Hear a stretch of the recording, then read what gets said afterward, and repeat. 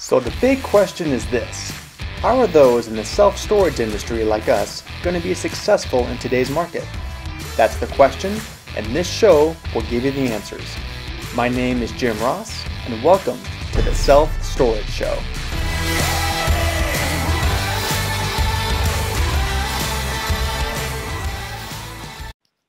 Hi everyone, this is Jim Ross from the Self Storage Show. Today's episode, we got Jim Mooney Jr. How's it going? I'm good, sir. How are you? Good, good. So you're the Vice President of Operations at Devon Self Storage? That is correct. Yes, sir. Nice. How'd that all come about? How long you been there?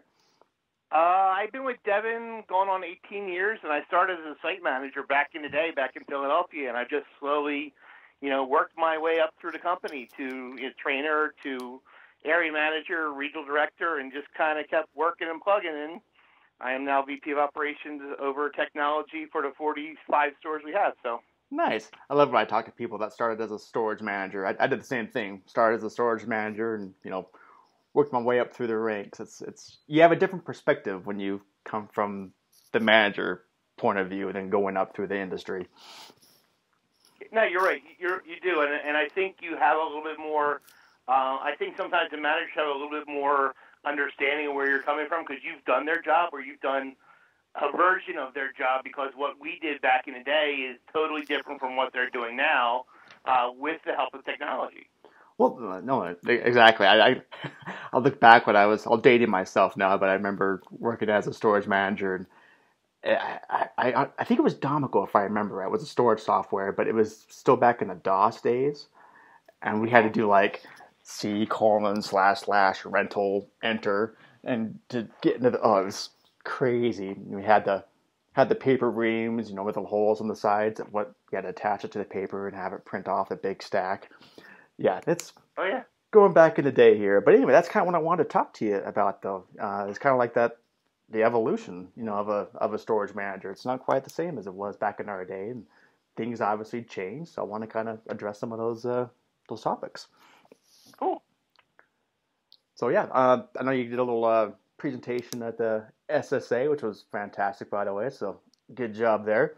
Thank you very much. It was interesting putting that together. Again, talking about what we did back in the day and even some of the slides I put together with, at the end of the day, having to run all the reports and do the backup to the floppy disk and then try to fax a report to your corporate headquarters because everything was PC-based and, nothing web-based anymore. So for anybody else to have reports, you had to send it to them, and it was fun. I mean, yeah. So as far as your perspective, I mean, obviously, things change, and then technology. I mean, obviously, it's better, or not say better, but it's easier, right? For some of these mundane tasks that we used to have to do back in the day, I think it's a lot more frictionless now. It's a lot easier to get things done. Well, it's much easier for the manager to work smarter, not harder. Yep. With all the technology we have to do that frees them up from, as you said, the mundane stuff of stuffing envelopes or mailing out this or even doing the leases. The leases of most people now are doing e-sign or DocuSign leases, so you don't have to print anything. You don't have to make copies. It really streamlines their daily operation, which lets them focus more on the main task for all of us. We should be renting more space and getting more occupancy. Yeah, the e-sign, that was such a blessing when I when that first came along. I'm like, oh, finally, it just made that process so much easier, especially on the manager point of view when it comes to just making it easy for the customer to not have to sit there. Honestly, it sped up the movement process. Is really what I'm getting at. Mm-hmm. Absolutely. Once in a while I'll go and do I like doing secret shopper type of things, and also go into some mom and pops and actually rent some units once in a while. And oh my gosh, you see some of them that just it's just, again, it's kind of the convenience factor of it. But you look at the movement process, and you're looking at your watch, and a half hour has gone by, and they still haven't even printed off a contract yet. And like, oh my gosh. So yeah, with these kind of tools now, it's speeding up the process. Like you said, it's making things a lot more efficient. Oh, it's absolutely correct. Yeah. That's right. As far as other technologies that's making things easier? What else that's on your radar that's making life better? Well, I mean, it's the simple things, Jim. It's like now processing credit cards. Back in the day, you had to print off a report and use a terminal, punch it in, and then and when it approved, then process it back in the site software. Now you hit one button, it processes all your credit cards, and then it asks you. I mean, for us, it asks you if you want to email a receipt. You hit yes, it emails receipt, so you can finish. You can do 200, 300 credit cards in 5 minutes, and you're done with it, and your day's done. Where in the old days, it could take you a day and a half or 2 days to run credit cards. I mean, it's stuff like that. It's the simplicity of having the ability for your customers to pay online or pay through the call center, so you're not having to physically post every payment in your office. Oh yeah, yeah. I kind of remember those days too. Again, that kind of goes back to the mundane task, but I just remember it was like first in the month, and I'd almost kind of dread it because yeah, you're just 2 or 3 days of doing nothing but that kind of processing. Well, yeah. Now it's you're one and done. It's makes life easy. Exactly. So now that things are getting more efficient, and with for the manager point of view, I'm not sitting here saying that okay, now they're nothing to do. It's a simple deal. No, I think it kind of frees them up more to do more important tasks. So I want to maybe kind of get some of your thoughts on that. And you're right. I mean, it frees them up. And again, like I said in my presentation multiple times, even other ones I've done, it frees the manager up to do what the really most important task for us is to rent more space, because we spend so much money as organizations to make the phone ring, to make the front door open, to make the inbox ding on your email, that people are looking for storage, that we need. And in today's need it now society mentality, if you don't respond to them, they're on to the next person down the road. So we want to make sure we're in the offices, we can respond to the phone calls, we can respond to the emails, we can call back the ones that got through to the call center. I mean, the call center for me is a huge benefit that, because most people are not going to leave a message on an answer machine. So the call center can act on our behalf and get a lead, and then for our managers to follow up to find out when they can come in and see us, sell the features and benefits of the facility.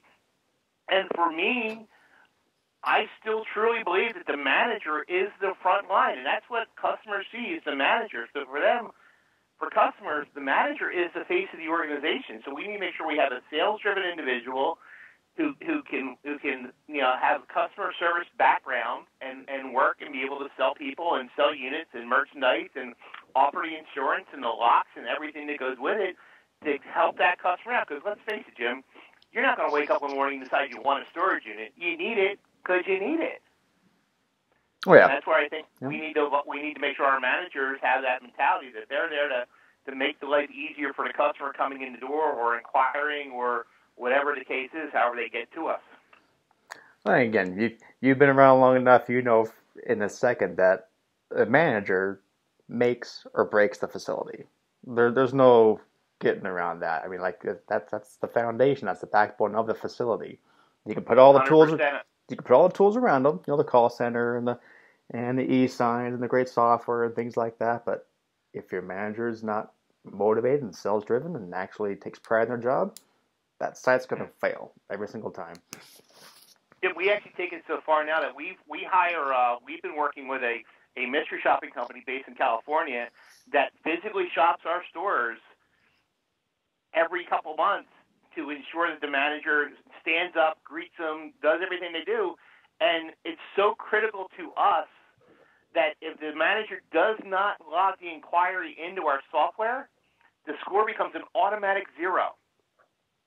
Because you can't follow up on something that you don't log in. Yep.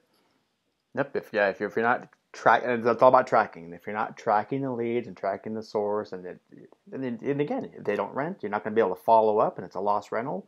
So I totally agree. If you ever seen any of my presentations, I have one slide I use a lot. Yeah. And it's a quote I learned a long time ago, pre-storage, from a gentleman that I had the utmost regard for, and it says, people respect what you inspect.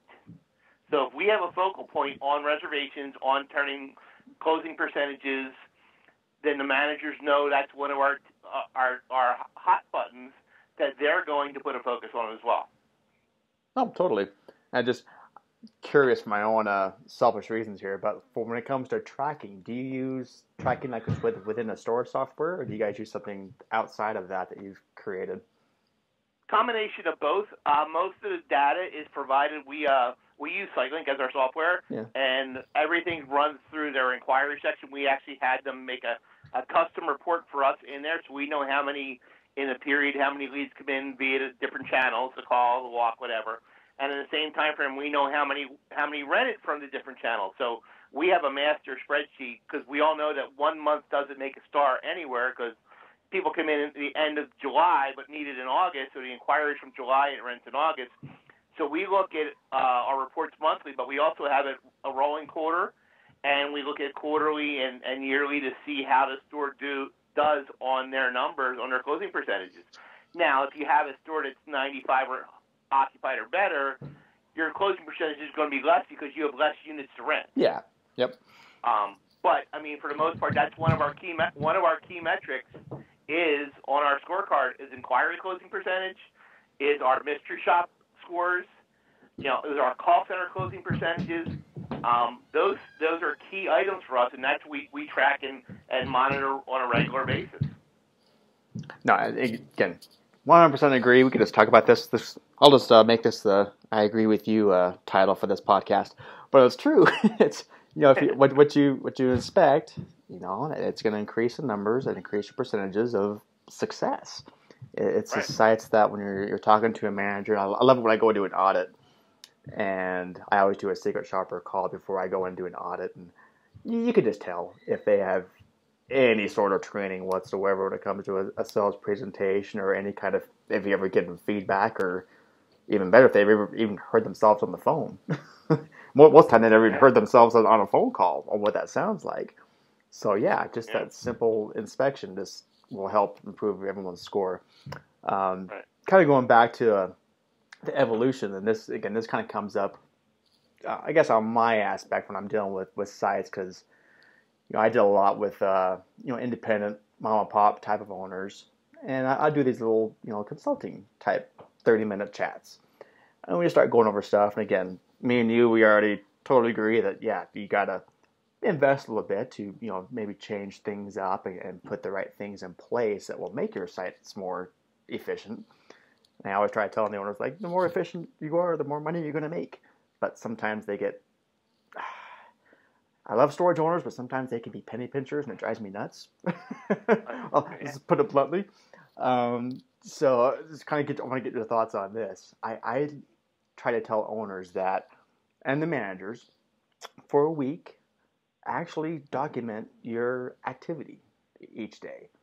And it's surprising, like what we talked about before, of at the end of that week, of just how much could be easier if you actually are implementing some of these new things that are out. We say new to for them, and we've known about it for a long time now, but better software and better merchant servicing and call centers and things like that. And when the managers and owners are tracking all these things, it's crazy how much time is actually spent on some tasks that could be automated for the most part. You touched on stuffing envelopes and all that kind of stuff, and mailing those off. Well, it's really interesting you brought that up, and a lot of it, you can have all the technology you want, but if your managers don't buy into it and don't understand the process, how are they going to articulate it to the customers? And I can give you an example. We had a store in Texas we picked up, and we rolled out the Express Collect, the texting payment software. That the software will text the customer on their pass through. They can pay right on their smartphone. Really fantastic and cheap software. Yep. Problem was that this store was having no results. So we started talking to the manager a little bit, and the manager didn't fully understand the program. So when a customer would call in, they couldn't explain it to him. So we sat down with them. We designed an email to go out to all the customers to kind of show them, walk them step by step how to do things, educated the manager, and then when the manager started making the collection calls, they would say, "Hey, Jim, by the way, I noticed you got a text message from us. Did you understand it?" And if they said no, then the manager was able to go through and explain it. The amount of payments we get back from that program on a given month. In I think it was July, 45 stores. We had $190,000 in payments by people hitting a button on their smartphone. Because you and I, we've been around a long, like you said, we've been around a long time. We've seen a lot. Customers, know they're late. They really don't like getting a phone call. But this is an unintrusive text message that they can respond to. And the great thing that I found is they'll hold the message, and when they get paid at the end of the month, they'll go back and hit the button and pay their bill. Never calling the manager because they don't want to do the phone call shame. Yep. Oh, exactly. I mean, it's not just you. They're probably avoiding, the 10 other collection calls they're probably getting. But where it's that ease of here it's on their phone, and it's easier for. Again, I always look at the customer perspective. Of course, I want to make the manager's job easier too. But you look at it on the customer's point of view. It's so much easier. I can give you a number, Jim. This year to date, through August, we have collected over $1 million in this program by people paying on their smartphones. Wow. And that's only going to go up. I mean, every year that's just going to go up. Yep. Oh, that's fantastic. So it's having the technology, but also making sure.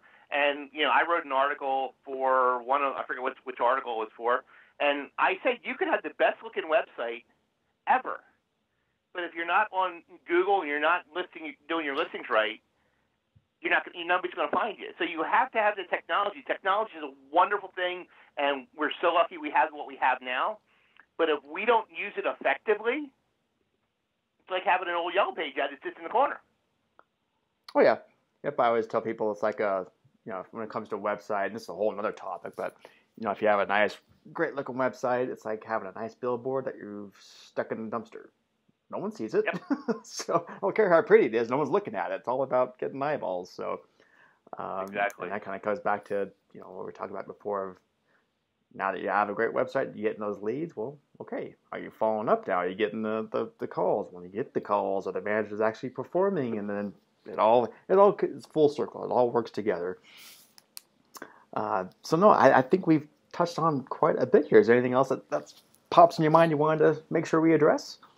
The only other one that I wanted to make sure we talked about, and it's something that I'm working on now with our stores, is I had to sit down with Mario from Sparefoot not too long ago, and we were talking about the importance of closing, the leads and all that. And he came up with a quote, and he showed me some statistics. The facilities call within the first 10 minutes turns leads into tenants 25% better than those that don't. Wow. I mean, he gave me some statistical numbers that prove, and we've tried it on our leads right now, and if we get to them within the first 5 minutes, our closing percentage is the highest in that category. Because they're still actively looking.